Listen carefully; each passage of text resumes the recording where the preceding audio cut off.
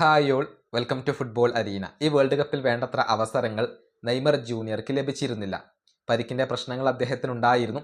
പക്ഷേ അതിൽ നിന്നും റിക്കവർ ആയതിനു ശേഷം വേണ്ട രൂപത്തിൽ അദ്ദേഹത്തെ ഉപയോഗപ്പെടുത്താൻ കാർലോ ആഞ്ചലോട്ടിക്ക് സാധിച്ചിരുന്നില്ല.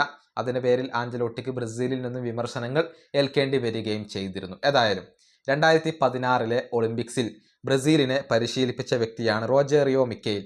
നമുക്കറിയാം, ആ ഒളിമ്പിക് ഗോൾഡ് ബ്രസീലാണ് സ്വന്തമാക്കിയത്.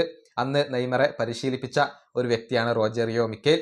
അദ്ദേഹം കഴിഞ്ഞ ദിവസം ഒരു സ്റ്റേറ്റ്മെന്റ് നടത്തിയിട്ടുണ്ട്. ബ്രസീലിന് വേണ്ട രൂപത്തിൽ നെയ്മറെ ഉപയോഗപ്പെടുത്താൻ കഴിഞ്ഞില്ല എന്നാണ് മിക്കെയിൽ ഇപ്പോൾ പറഞ്ഞിട്ടുള്ളത്. അതായത് മെസ്സി, ക്രിസ്ത്യാനോ, സല എന്നിവരെയൊക്കെ അവരുടെ ദേശീയ ടീമുകൾ ഉപയോഗപ്പെടുത്തിയ പോലെ നെയ്മറെ ഉപയോഗപ്പെടുത്താൻ ബ്രസീലിയൻ ദേശീയ ടീമിന് കഴിഞ്ഞില്ല എന്നാണ് അദ്ദേഹത്തിന്റെ ഒരു അഭിപ്രായം. മാത്രമല്ല, അടുത്ത വേൾഡ് കപ്പ് സൈക്കിളിലും നെയ്മർ വേണമെന്ന് ഇദ്ദേഹം പറഞ്ഞിട്ടുണ്ട്. അദ്ദേഹത്തിന്റെ വാക്കുകൾ ഇങ്ങനെയാണ്: ബ്രസീലിലെ ഏറ്റവും മികച്ച താരം അത് നെയ്മറാണ്.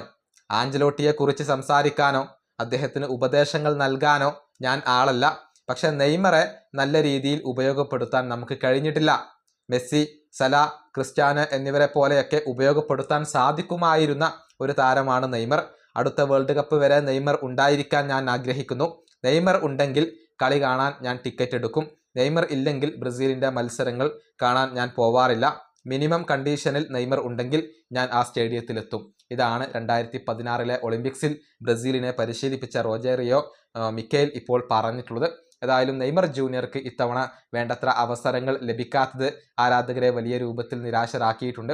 ഫിറ്റ്നസ് പ്രശ്നങ്ങൾ നെയ്മർക്ക് ഉണ്ടായിരുന്നു എന്നുള്ളത് ശരിയാണ്.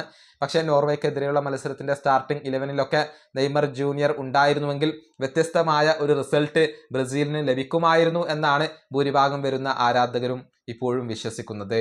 ഈ വീഡിയോ അവസാനിപ്പിക്കുന്നു. അടുത്തൊരു വീഡിയോ കാണാം.